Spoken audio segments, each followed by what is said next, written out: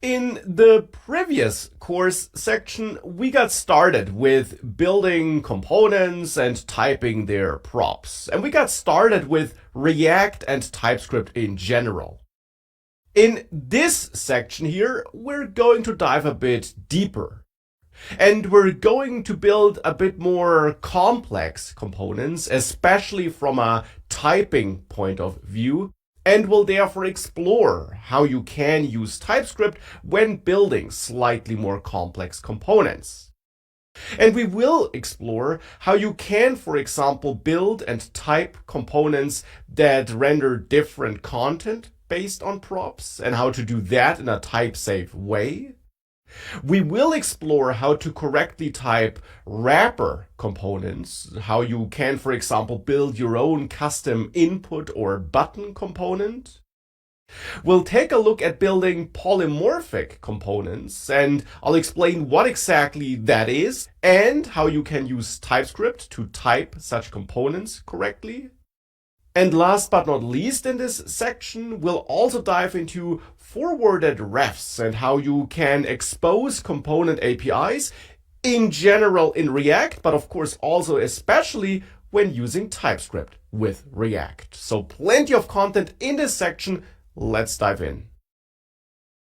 In this section, we'll actually start by adding a new feature to that demo application we worked on in the last course section. Therefore, attached to this lecture, you find a snapshot of that application so that you have the same starting point as I do. You also find a code sandbox project in case you prefer that setup instead of working on your own machine. And the feature I want to add to this application here is a little info box that should show up on the screen if we have no course goals yet, or if we're adding too many goals. And the main reason for adding this info box is that it allows me to show you how you can build a slightly more complex and more dynamic component and how you can type it correctly with TypeScript. So let's get started with that info box component. For that, in the components folder, I'll add a new infobox.tsx file. And in there, I'll export that info box component function like this.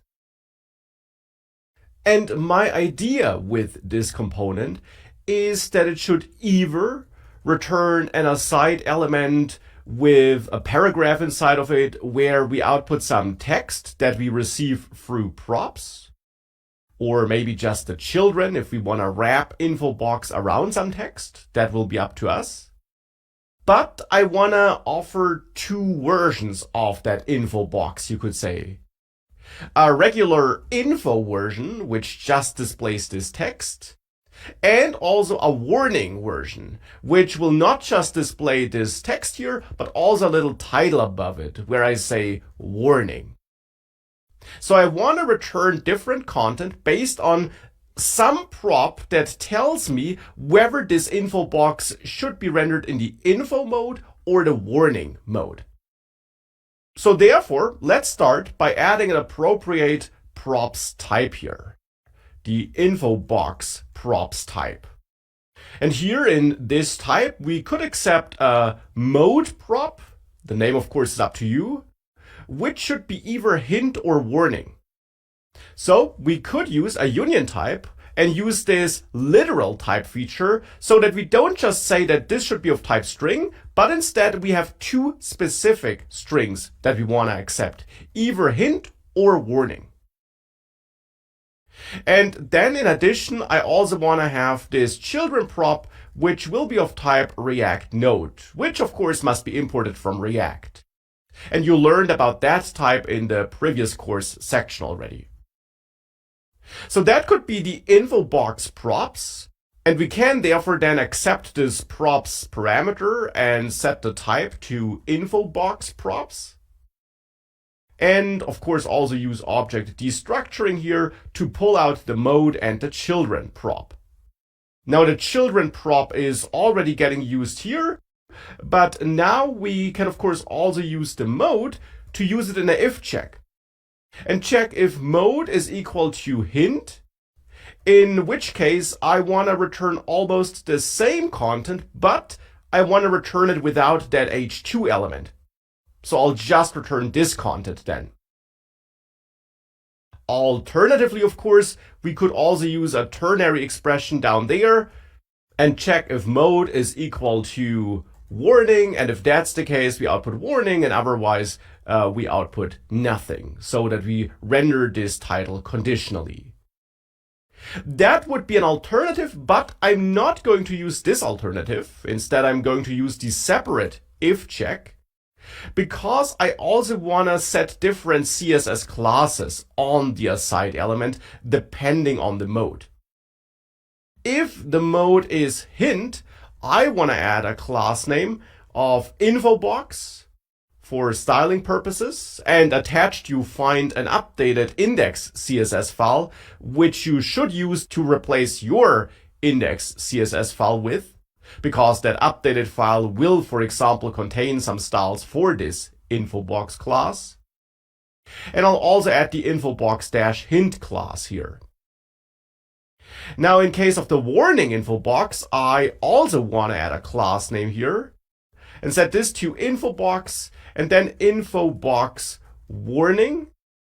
And then actually I also want to add a third CSS class here, which should refer to the severity of that warning, so that the warning info box basically uses different colors based on how severe the warning or the problem is.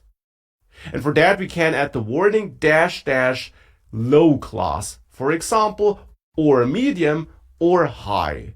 These are the 3 CSS classes I'm supporting with that attached CSS file.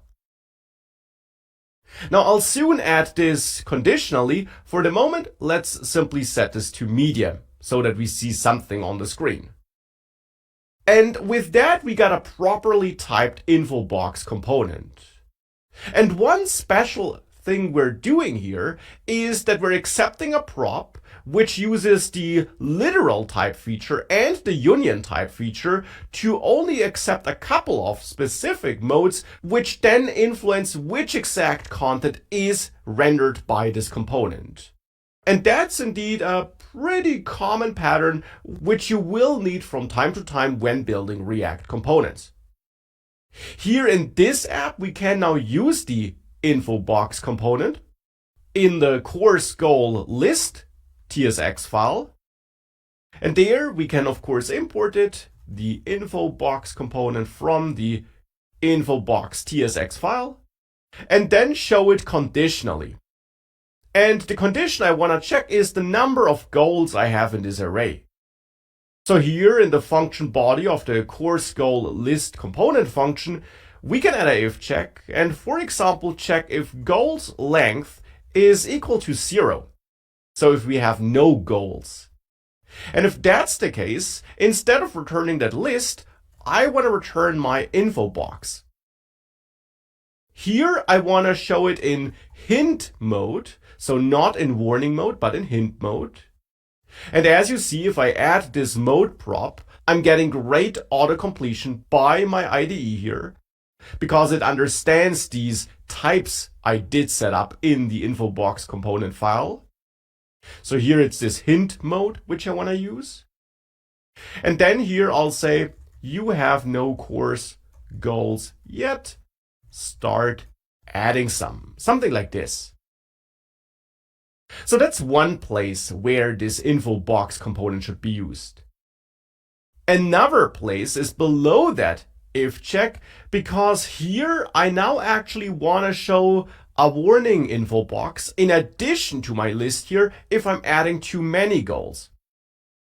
So therefore, I actually don't just want to return the unordered list here, but instead I'll wrap it in a React fragment so that we can have multiple root elements being returned here. And then I conditionally want to show the info box here if we have too many goals. To achieve this, we can add a helper variable, which could be named warning box, because that is what it will possibly eventually contain, and set this to type React Node, which again, as before, also must be imported as a type, like this. I'm doing that because initially, indeed, this is undefined. There is no default value in there. And indeed, undefined is a valid React node. Undefined is usable in JSX, so that is a fine default value. But I'll add an if check to override that default value if we have too many goals. So we could, for example, check if goals length is greater or equal than, let's say, 4. So if we have more than 3 goals, and in that case, warning box should be set equal to the info box component, where the mode now is set to warning, and where the text could be, you're collecting a lot of goals. Don't put too much on your plate. Something like that. And it's now this warning box variable that should be output down there next to this unordered list. So either nothing or that info box. So with that here, we can output the warning box. And if we do all that and we save all that and we go back to the application, there is this info box in info mode, which we can see here. But if I now add a couple of goals, like learn React from the ground up, and then also learn React plus TypeScript in great detail, of course, and then also learn TypeScript in depth from the ground up, and then I add a fourth goal, like learn PHP. To mix things up, you'll see that we get this warning box, which looks different and which has this extra title because it's this warning mode which we're using. And that is an example for a slightly more complex or at least flexible component that we can build with help of this union type, literal type feature combination here, and by then using this prop to render different content conditionally. But that's not all I want to do with this component. So let's take another look at this info box component. I did mention in the last lecture that here we have this warning -- medium class, which could also be -- low or -- high. And in the end, the goal is to not hard code that in this info box component, as it's currently the case, but instead, of course, I want to make sure that in the places where we use the info box, if we use it in warning mode, because only there I have this special class, if that's the case, I want to be able to set a severity. So for example, here I want to be able to set a severity prop, and I want to be able to set this to low, medium, or high. And then that prop should be used to add the appropriate class here. So of course, what we can do here is we can add a severity prop, and the accepted values here should be low or medium or high. So again, I'm using literal types here because I don't want to accept any string, but instead one of these string values. And I'm using the union type feature to, well, allow for multiple values on that prop, just as we did it on the mode prop. So as you see, this union type and literal type feature is fairly common and a feature that's really useful. So with that, we got the prop. We can now extract it here, and we can now use it down here. Instead of having a hard-coded string here, we can set this class name to a dynamic value by using curly braces, and then convert this to a template literal string, which is a standard JavaScript feature by using backticks. So this is not a single quote, it's a backtick, which is a special character on your keyboard. And by using this JavaScript feature, we can construct a string into which we can easily inject a value with a special syntax that looks like this: $, and then opening and closing curly braces. And between those curly braces, we have the expression that yields the value that should be injected into this string. In this case, I simply want to refer to the severity variable. So with that, we're injecting this, and we can go back to the course goal list and use this severity variable and, for example, set it to high. But we're now getting an error, because here on the info box, I'm not setting this severity property, and I added it as a type in my props object. So that's the problem. I now have to set the severity here as well, for example to low, otherwise I'm getting complaints by TypeScript. Even though we as a developer know that severity really only is needed if we're in warning mode. In hint mode, this prop doesn't do anything. Here we're not using it. So therefore, being forced to add it really does make a lot of sense. It would be better if we could use the info box component like this. In hint mode without the severity prop, in warning mode with it.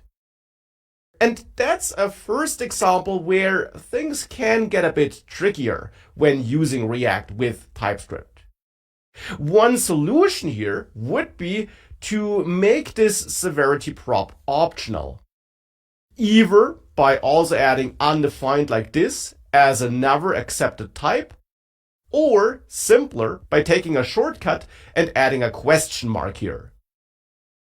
Which is TypeScript syntax for saying that this property in this object is optional. So now here the type, as you can see if you hover over it, is one of these string values or undefined. With that, we don't have to set it, because if we don't set it, it is undefined, which is now an acceptable value. So we're getting no errors here and no errors here. If we save that and go back, everything works. We have that warning box here in the high severity mode, and everything looks great. Well, until we, somewhere in our application code, forget to set the severity prop when using info box in warning mode. If we forget that, we don't get any type error anywhere, but unfortunately, we also don't get the intended styling. I don't want to allow this info box to be used in warning mode without setting a severity, because if we don't set a severity, this CSS class here is not added correctly. Indeed, if you inspect this box here, you will see that when not setting a severity, this warning dash dash undefined CSS class is added here. And that's simply the case because undefined is then the default value of this severity prop. And that's simply converted to a string here when we inject it into this string. And whilst this doesn't break the application, it definitely also doesn't lead to the desired result and behavior. So therefore we have a problem here. I want to require this severity prop. I don't want to make it optional, but I only want to require it if we have the info box in warning mode. And that's a problem we'll now tackle in the next lecture. So how can we build a flexible info box component that accepts different modes, but that then also conditionally requires an additional property for one of the two modes, which is what I want to have here. The severity prop should be required if we are in warning mode. The solution is to use a so-called discriminated union, and I'll show you what that means. It starts by adding two type definitions here instead of just one. For example, the hint box props, which should be the props that are required if we want to display this box in hint mode. And here the mode would be set to just hint, so not to a string, and also not to this alternative of hint or warning instead of just hint. So if the mode is set to hint, it's these props that should matter. That's the idea here. And then I also want to have my children prop, which is of type React Node. I don't want to have the severity prop here in these props because we're in hint mode here. But then I'll add a second prop, the warning box props, let's say, where the mode should be set to warning. So also no union type, but instead fixed to warning. And then we have this severity prop in addition to the children prop. And now the severity prop is required. There is no question mark here. It's not optional. So we have two props objects here. And now instead of setting the mode to a union type of hint or warning, I'd rather set my overall props down there to a union type.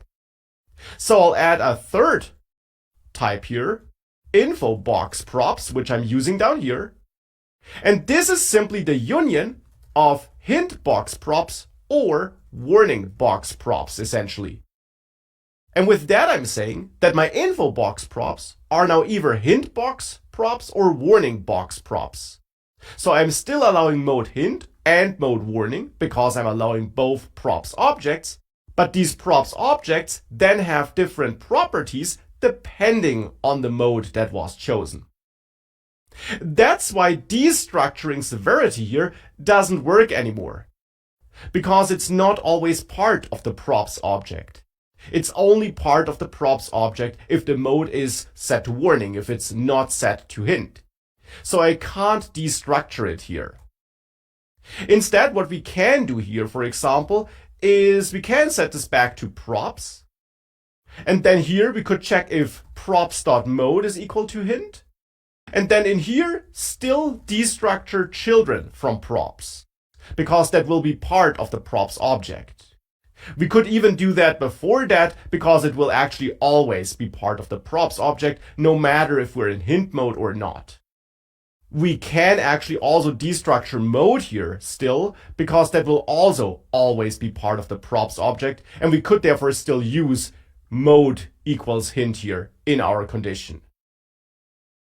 But now we can go past this if check here, and here we now know that the mode must be warning, because it's either hint or warning, and since we're checking if it's hint in this if check, if we make it past this if check, it can't be hint, because we're returning in here, and this code after the if check therefore only executes if we did not make it into this if block, so if the mode was not hint.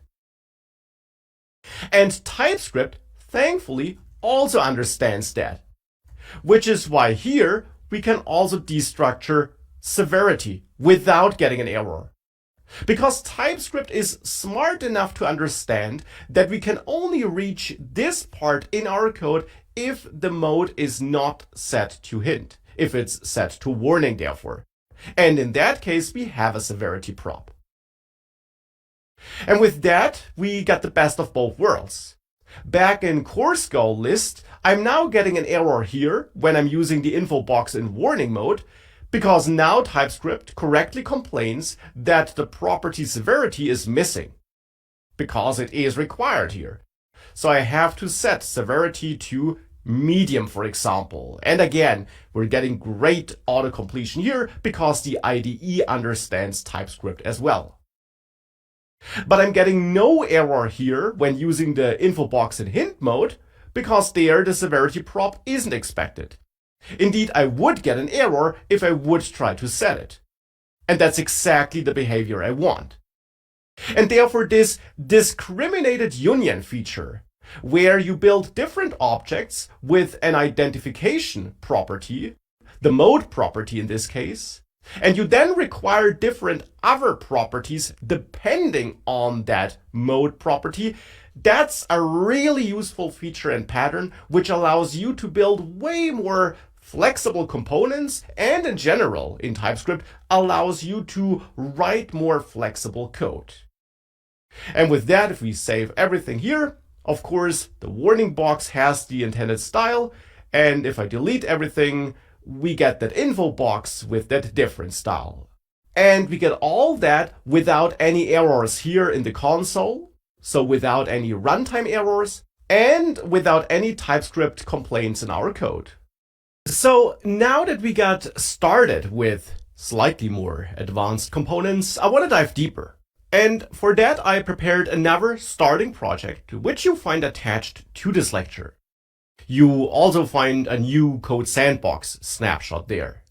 It's a very basic starting project with essentially an empty app component, you could say, almost empty, and a file that contains some styles.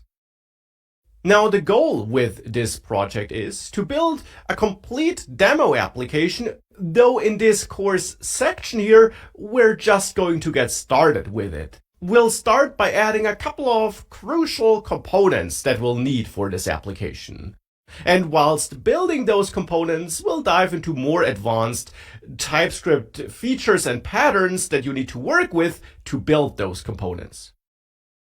Therefore, without any further ado, let's go ahead and let's add a components folder here.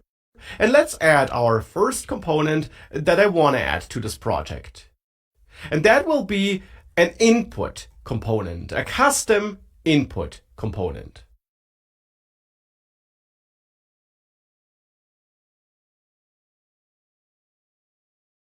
So what's the idea with this custom input component here?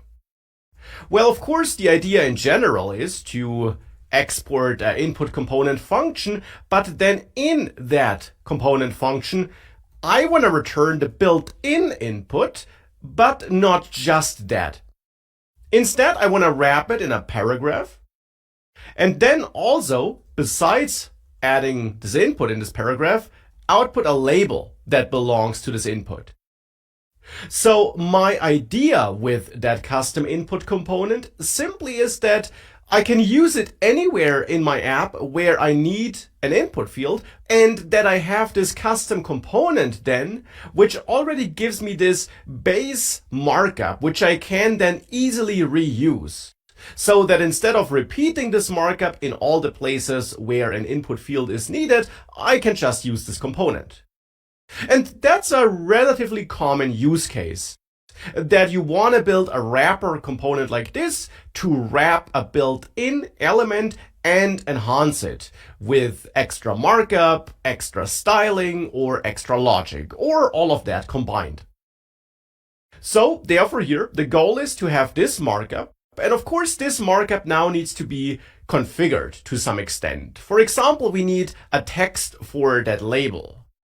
And I also want to get some configuration for the input so that we can, for example, control the type of input that is being displayed. And we don't have to hard code this. Hence, it's time for props. And that, of course, means that since this is a React with TypeScript project, we also need a type that describes our props. So here I'll have my input props type, my input props object type. And the question now is which kind of props we do expect here for this component. And one prop I'd like to get is a label prop, which should be of type string. My idea is that this will then contain the text that should be output down there instead of this text placeholder. Besides that, I also want to get an ID prop, which should be of type string, so that we can set the ID on this input element to the ID and add the HTML4 prop on the label component to point at that ID, to connect that label to this input. And these are built-in props that exist on those built-in elements. In vanilla HTML, this would just be the for attribute, but in JSX, it's HTML4. But this has nothing to do with TypeScript, of course. These are standard props on standard elements. So that would be a good start, I guess. Hence, we can add input props as a type here. And then, of course, also use object destructuring to pull out that label and that ID, and assign the ID here and use the label instead of text here, like this. Well, and that then, of course, allows us to use this input. If you save that component, you can, for example, go to the app component, and there import this input component from /components/input tsx, and then use it here in this app component return statement. So here we could return a main element, and then in there output one input element with an ID of name, for example, and a label of your name. And then, since it's a custom component, we can easily reuse it and use it with a different ID and different label, so that we can, for example, also ask for the user's age. And later we'll use different inputs for this demo app we'll build, but to build this input component, I'll just use these dummy inputs. Well, and if you then save that and you got that development server up and running, on Code Sandbox it of course is already up and running. Locally you need to start it with npm run dev after running npm install once. Once that's the case, you can visit this page, and if you reload it, you should see these two inputs, where I can enter my name and my age. So this custom input component clearly works. But it's not finished yet.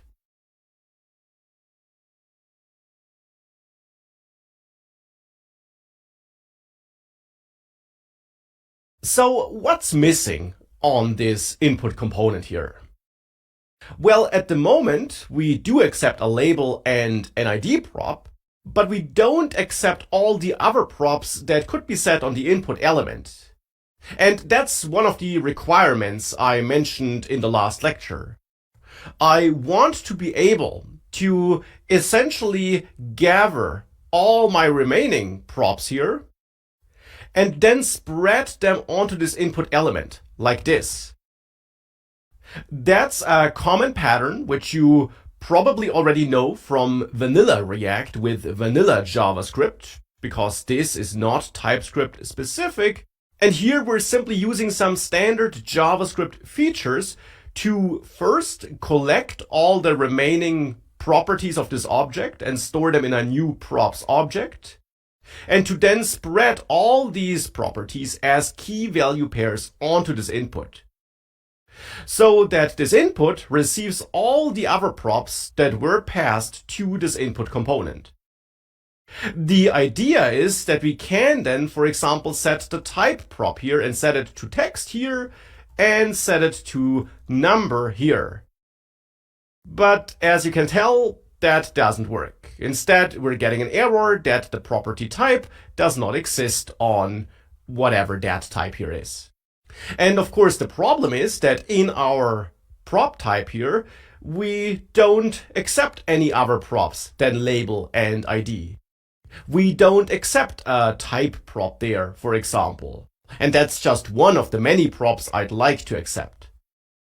Now, of course, we could add it here as a string or by using literal types and typing out all the different type values that are accepted by the built-in input, which is rather cumbersome and error-prone. And therefore, it's not what we'll do here, because we would have to do that for all the props that can be added to input. And if you start typing here and you press Ctrl space to open this auto-completion pop-up, you'll see that there are many props that could be set. We definitely don't want to type out all of those. That would be a lot of work, and it would also be pretty difficult, since all these props want all kinds of types of values. Instead, what we want to do here is we want to merge our custom props object that describes the specific props our custom component wants. We want to merge that with that AND operator here with another props object that gives us all the default props the built-in input element accepts, so that the overall merged props object then has both our own custom props and the built-in ones of the input element. And that is, thankfully, rather straightforward and easy to do, because there is a specific type built into React or provided by the React types package that we can use for this. The component props type, or to be precise, the more specific without ref version. There also is a with ref version, but the difference is only that with ref then also adds the ref prop to the list of accepted props, whereas without ref does not do that. And since the special ref prop, which is added by React, only works if you forward refs to your custom component, and we're not doing that here, it makes no sense to add that special ref prop to the overall list of accepted props. Instead, it makes more sense to not accept that ref prop and make it clear that this component here won't work with that prop. So that's component props without ref, but as you can tell, we get an error here. We get an error because it turns out to be a generic type that requires basically an extra piece of information, a related type, as I called it in the past in this course. And the related type here simply is the type or the name of the element from which we want to get all the default props. Because this is a utility type that in the end gives us a predefined object with all the props of a specific built-in element. But of course, we need to let React know of which element we want to have the built-in props. And we do that by adding the angle brackets to define this generic type value. And then here, a very convenient feature of this type here is that we can simply add quotes here to pass a string value as a type here. And then we pick one of the predefined string value types. So under the hood, this is using a big union type of a lot of different string literal types. And here we basically got a literal type for every built-in HTML element. That's why in here you'll find things like all these H1, H2, and so on elements, and also the input element. Well, and that will then give us an object that contains all the default props of the standard built-in input element. And that's now merged with our own props object here. And with that, overall, our custom input component accepts both our custom props and then all the other remaining input props, which are in this case here stored in this props object, which is then spread onto the input element. And therefore in the app component, we can now indeed add type here. And we could add any other props, like the disabled prop, that are supported by the built-in input element. And that's how you can build such wrapper components, with help of this special component props type here in the version without ref, which means that we can't add this ref prop. If I try to add it here, I'm getting an error. Now later I'll show you how you can forward refs, but here we don't need it, we can't add it, and we got our finished wrapper component. Therefore, if we save this, this looks like before, but it works without any error, as you can see if you open the DevTools, and we can enter our values here, and for example, this bottom input here now is of type number, as you can tell by these extra controls that are shown on the right here. And as you can tell by the fact that by default you can't enter text here, only numbers. So that was the input component, a very useful wrapper component. Now let's another component which we'll need later to this project here. And that will be the button component. Another wrapper component, but with a different twist, as you will see. So in button TSX, we of course export our button function.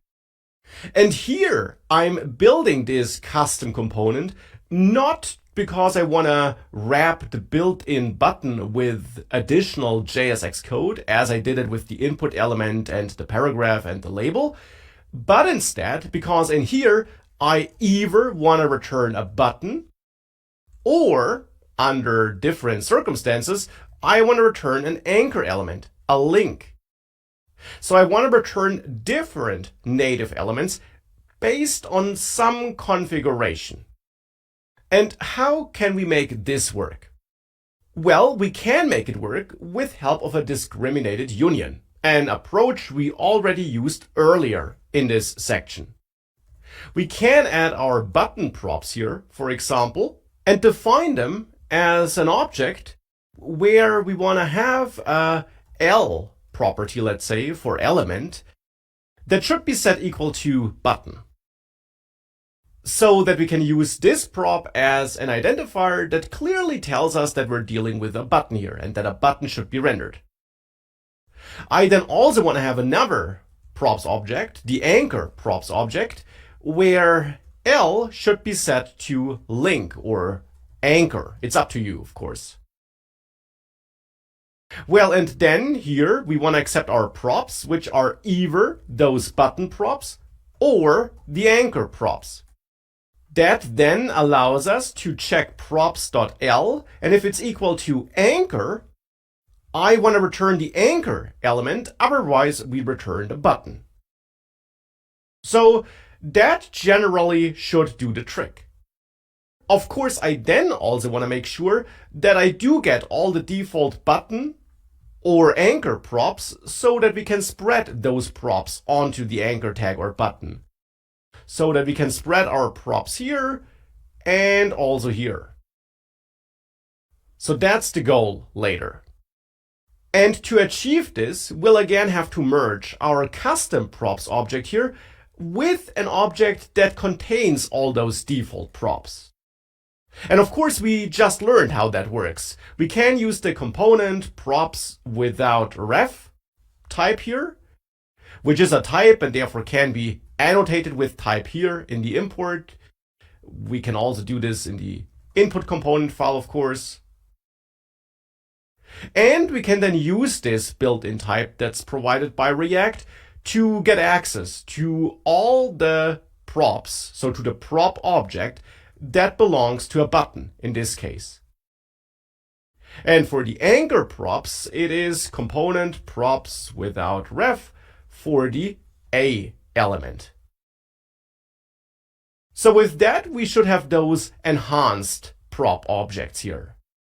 Therefore, we can, for example, use object destructuring here to pull out that L prop and then group the rest together into a other props object and use the L prop here in this comparison then. And then spread the other props onto this anchor element. Now, unfortunately, here, TypeScript doesn't understand that other props will only be valid anchor element props because we're running this code here before we have this if check. What we can do instead is go back to the props object and spread the props object onto the anchor element. Because here TypeScript then understands that props inside of this if check must be of type anchor props because we have this check here. On the other end here on the button, we can spread our button props. With that, we can then go to the app component, and instead of importing the input here, we can import the button from the component's button TSX file, and then output two buttons here, maybe each wrapped in a paragraph for styling purposes. Here we could then say a button and give it a L prop, which we set to button. And then we can add a second paragraph where we output a button where L is set to anchor, where we therefore have a link. And we now can also set the href prop here, for example, which we can set on links to point at google.com. Here on the button, for example, I can't set it. I get an error if I try to set it because TypeScript correctly understands that this here is marked as a button and therefore it's this props object here that will be relevant, and in there it doesn't find this href prop because that's only part of the anchor props of this built-in default props object, which is not part of the button props. So with that, we got great TypeScript support here. And if we save that, We therefore have a button and a link, which is a bit hard to see here, but there is a link here which I can press to be taken to google.com. Clicking the button doesn't do anything at the moment. So that works, and that's one way of building this. And with that, we can go to this button component now and also add some styling by adding the class name prop here and setting this to button on both the anchor element and the button. Because in the index CSS file, which was part of the starting project, there is a button class defined, which will enhance the look of these buttons. And that's therefore another example for a custom wrapper component, this time with a slightly different twist, where we use a discriminated union and then combine that with built-in props. And I'm not done with that component. So we built this custom button, and as you can tell, it works fine. And it's also not too complex when we take a look at the code we wrote. And I want to be very clear that there's nothing wrong with that code. But one problem you could have is that you always have to set this L prop. That's some extra work you have to do whenever you're using this button. Now, one solution would of course be to simply build different custom components, if at all. So instead of building one button component that renders either an anchor tag or a button, you could build two custom components or none at all if your custom component doesn't add much. But if you want to have one custom component and you want to return either an anchor tag or a button, but you don't want to have this extra identifier prop, there is a way of achieving this, though it also comes with a tiny downside. Nonetheless, I'll show you that way. To build this alternative custom button, I'll get rid of these custom props objects because I'll no longer use the custom identifier. Because if we think about it, there already are some props which we could try to use as custom identifiers. For example, the href prop, which we can add on an anchor element. We can't add it on a button. TypeScript will complain about that. Therefore, the presence of this href prop here would tell us that we're dealing with an anchor element. So therefore, what we can do in our button component, where we get a props object that's either of type button props or of type anchor props, we can go to this if check here and change the condition. We can take a look at the props object and see if there's a ref property in there, a href property, which should only be the case if we're dealing with anchor props. However, this doesn't work here, as you can tell. And it doesn't work because whilst this would be technically valid JavaScript code, since you can always try to access properties that don't exist, TypeScript is not happy with that. TypeScript by default tries to prevent you from accessing properties that don't exist. And the href property does not always exist. It does not exist if props is a button props object. A better check, which is fine for TypeScript, is to use the in operator, which is also built into JavaScript. That's default JavaScript code, and with that code, we simply check if the href property is part of the props object. And TypeScript indeed correctly understands that if we make it into this if block, we seem to be dealing with anchor props, because I'm not getting any error here, so that seems to work. But at least at the point of time where I'm recording this, it does not fully understand that that also means that we're dealing with button props down there. Which is why I'm still getting an error. Now, a good workaround and solution is to use a so-called type predicate. For this, we create a helper function that could be called isAnchorProps, which receives this props object, which is of type button props or anchor props, just as it's the case in the component. And then we return the result of this check. So I cut this and return this here. Now we can call this isAnchorProps function here and pass props to it. But as you can see, this didn't improve anything. Instead, I now also have an error here. But we're getting there. The problem is that at the moment, TypeScript doesn't understand what this function is doing. It just returns true or false, but TypeScript does not understand that inside of that function, we're validating that href exists on the props object. TypeScript doesn't dive deeply into your code here to understand that. But we can tell TypeScript that that's what we found out in this function. We can add a so-called type predicate here as a return value type. Now, of course, technically, the return value type is Boolean. And we don't have to add that because that can be inferred, because the in operator returns a Boolean. But we can, you could say, return a more specific type of Boolean. A more specific type that carries extra information for TypeScript. A so-called type predicate. We can return props is anchor props. Now this might look weird, but in the end that is some special TypeScript code that can be used as a return value type, so exactly where we are using it, to tell TypeScript that this function returns a Boolean, but that if the Boolean value is true, this argument that has been passed to this function is of a specific type.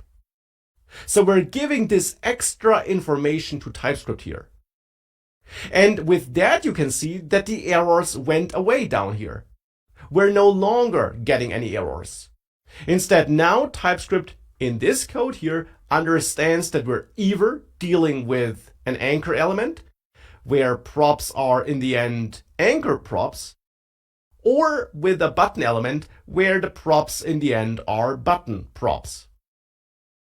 And that then allows us to still use this button in a highly flexible way here in the app component. So that looks like a good alternative to me. But this alternative has a downside. Because at the moment, I can, for example, add the target prop here to my button, which is not a link. And target really only makes sense on an anchor element, not on a button. On the other hand, on my button that serves as a link, I can add the disabled prop, which also doesn't make sense because only buttons should take that, not anchor elements. And I'm not getting any support from TypeScript here.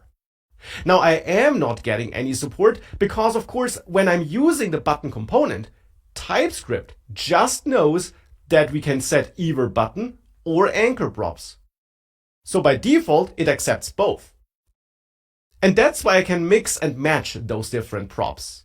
And it has to accept both, otherwise I couldn't really use the button in a flexible way.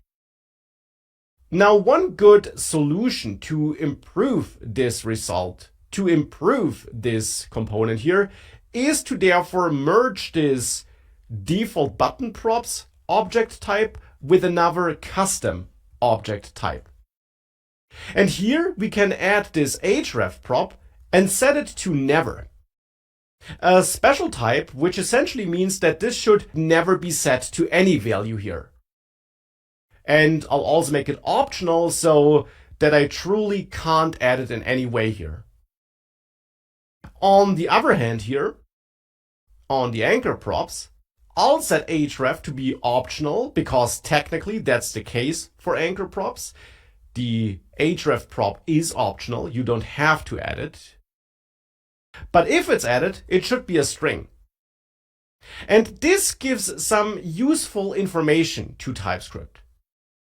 With that addition to both prop types, TypeScript understands that here, when the href prop is set and it's a string, we can't add the disabled prop. As you see, I'm now getting an error here. Because TypeScript understands that this here will lead to a link being rendered. And it understands that because it knows that for the button, we can never set the href prop. So if it is set, and if it's set to a string, most importantly, we have to be dealing with a link here. Now, unfortunately, the opposite is not the case. I can still add the target prop here and set this to a value. And that's of course the case because the absence of the href prop does not automatically mean that we're dealing with a button. After all, it is optional. Now, if I don't make it optional, I also have to require it here on the button. But here, I now can't set it to any valid value because the value is never. Now, this might sound like a strange bug or strange behavior by TypeScript, but keep in mind that by default for this component, it always has to expect both prop objects, so to say. And now we simply created contradicting types here. Because in one type, I'm saying that href is not optional and must be a string. In the other, I say that it's not optional and must never be set. And of course, that doesn't work. That can only be resolved if I do set it to a string, but we can never get to the button props here with this setup. Therefore, I have to make it optional here for this to work. And I also might want to make it optional here to be in line with the standard anchor props behavior, where this also is optional. And therefore, I don't get this enhanced type checking if it's just a button, because again, the absence of the href prop is not enough information to deduct that it must be a button. But if you can live with that, that can be a good alternative. And either way, it is good to know about this type predicate feature and to know about this way of building flexible components. It's time for another component. And next, I'll add a container component to that project here. And this will now become a polymorphic component, which is a fancy way of saying that it'll be a wrapper component where we don't know in advance which component it will wrap. Instead, it should be able to wrap all kinds of components. And you'll see how exactly that works in just a second. The idea behind such a polymorphic wrapper component could simply be to share some common JSX code, logic, or styling, as it's pretty much always the case with wrapper components. The special thing just is that we, as mentioned, don't know in advance which specific component will wrap. So therefore, let's start by exporting a component function that doesn't change. And now in here, I don't want to return a div or a section or a button or anything like that. Instead, I want to receive the component that should be returned as props. So therefore, we'll need a props type, the container props type. And in that props object, I want to have a as prop. The name is up to you, but the idea behind that prop is to receive the identifier of the component that should actually be returned by this container component. So what does this mean for this type of this as prop? What should be the type? String to receive the name as text? No, there is a special type built into React, or this type package that's part of this project and that belongs to React, kind of. And that's the element type, which should be imported from React. And as mentioned, it is a type, so it can be decorated as such. And element type simply means that the value should be some valid identifier of a component. So of anything that can be output as JSX, not the JSX code itself. That would be React Node, as you saw before in the course, at the example of the children prop, but instead the identifier of the component that's used in JSX. So for example, if I type button like this, button without the angle brackets is the identifier. And that's what can be received as a value on as, thanks to element type. So therefore now here, we again get our props object, which is of type container props. And we can destructure this and pull out the as element. And in our container component function, we can then create a new constant called component, for example, which should start with a capital C so that we can use this constant as a JSX element in the end, so in our JSX code. And the value is simply this as prop. So I'm remapping that just so that I have a constant or variable that starts with an uppercase character, because that allows me to then use it in my JSX code like this. This would not work with as because it starts with a lowercase character. Therefore, React would be looking for a built-in element called as, and there is no such element. Of course, you could simply accept as with an uppercase A and it would work. But since as React developers, we're typically used to props starting with a lowercase character, I'm using this trick here where I remap the name. And that's essentially it. That's a polymorphic component, though it's not really one that would be very useful.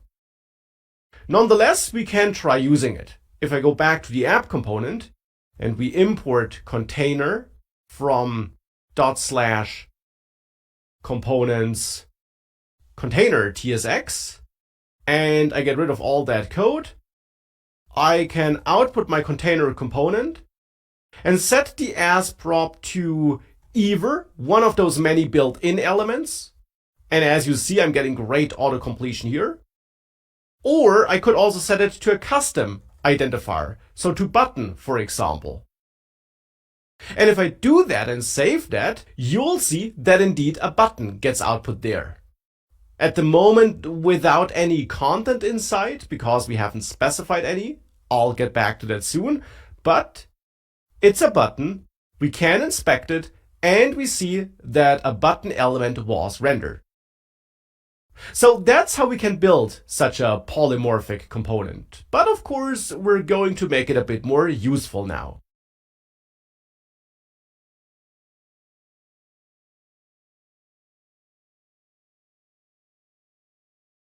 So let's make this polymorphic component here a bit more useful. And for a start, we could make it more useful by also accepting the children prop, which should be of type React Node. And that's that difference I mentioned before. This is also a type, and hence it can be decorated as such. But more importantly, this is a type that means that children should get some JSX code or some raw text that can be output. Whereas element type wants the name of a component, not the JSX code that already renders a component, but the name of it. That's the difference. With that, we can of course also pull out children here of the props object and output that. This then, for example, allows us to use this container as a true wrapper where we wrap it around some text, for example, like click me. And with that, this button now has a text. So that's already a bit more useful. As a next step, it would also be nice if we could add on click or any other prop that could normally be set on a button to this container. But of course, at the moment, this doesn't work because the only prop we accept here is the as prop, besides the children prop, of course. So we need to accept more props. To be precise, we want to accept all the props of the concrete element, the concrete component we're using here as a value for as. So as a first step, we want to merge our custom props object here with the result of using component props without ref. Because as you learned before in this course, this type can be used to get hold of the default props that are accepted by one of the built-in elements. And that's actually not all this type can do. It can also give you a props object for a custom component. So it does not just give you an object of all the accepted props of built-in elements. Instead, it also works with custom components. The problem now just is that we of course don't know yet which kind of component will be passed as a value for as. So when we try to use component props without ref, we don't know what to put between those angle brackets. And the solution for that is that we create our own generic type here. We can turn the container props type into a generic type that works only in conjunction with another type. Because, as mentioned before in the course, that's the core idea behind generic types. They allow you to connect multiple types and have them work together, you could say. Now, to turn this into a generic type, we use the angle brackets. The same angle brackets we previously used in some cases to set the connected, the related type, as I called it. Now here, on the left side of this equal sign here, we're not using the angle brackets to set some specific type, but instead to accept some type that should then be set from the place where container props are being used. So from down there, and I'll get back to that in a second. So here we just need to define a placeholder for that incoming extra type information.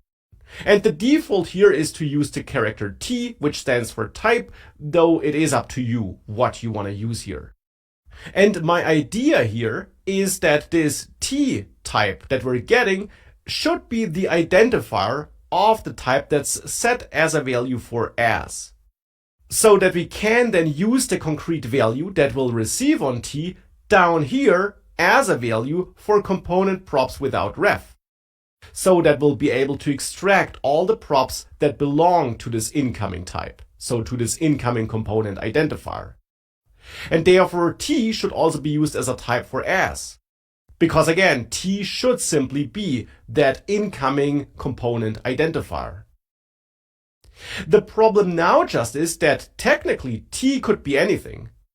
When I use this generic type, I could be passing any kind of value for this generic type. I could be passing some number or some string. It's not guaranteed to be an element type, but that's what I need here. That's why TypeScript allows you to add a condition to those accepted generic types. You can add the extends keyword and then refer to the base type this type should be of. So with that, I'm saying that container props should be used with some type that will be defined at the point of time where I'm using this container props type. But that type that is then set for T must be based on the element type. So it must be some kind of element. A built-in element identifier, a custom component identifier, it doesn't matter, it must be based on that type. With that, this type here would work. As you see, there are no errors left. But now we got an error down here. Because here I'm now using container props. And therefore here we now have to define that concrete type. But of course here I don't know it either. This is a flexible component that should work with any valid component identifier. And here at the point of time where I define this component, I don't know yet how it will be used. The solution for that, therefore, is to also turn this function into a so-called generic function by adding angle brackets here, right after the function name, before the parameter list.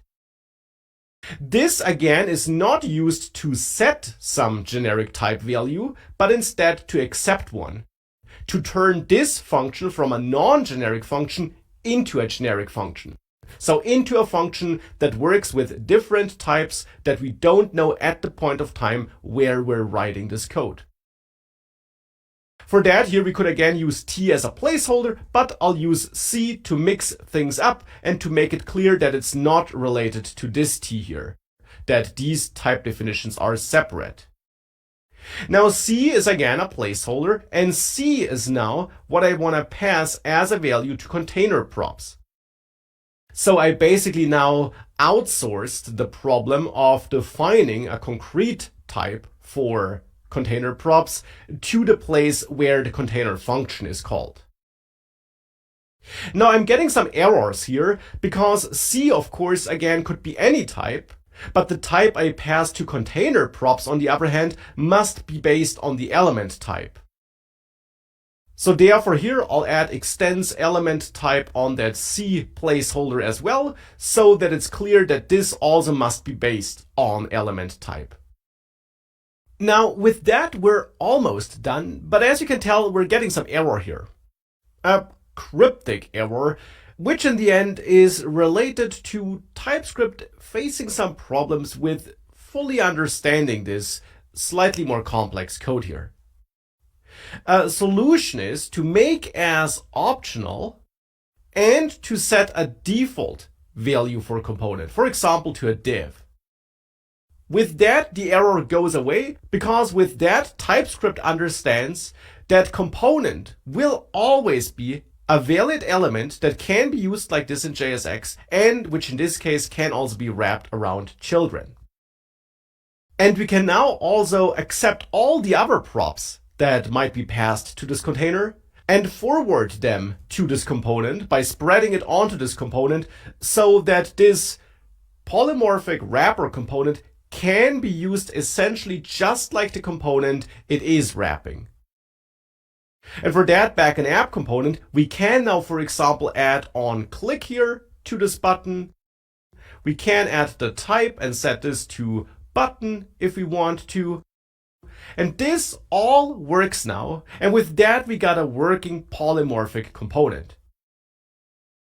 Now here for this app, the polymorphic component is actually not too useful. It's not doing a lot of things. We could, for example, also use it to set some general styles by, for example, adding a class like container that then applies some special styling. And that is what you typically would do when building such a polymorphic component, that you're building it to have some shared styling or some shared JSX structure or some special logic that should be shared. Here, that's not really what I need it for, and therefore I'll get rid of this code. Instead, I just wanted to introduce you to this concept of polymorphic components and how you could build them with TypeScript.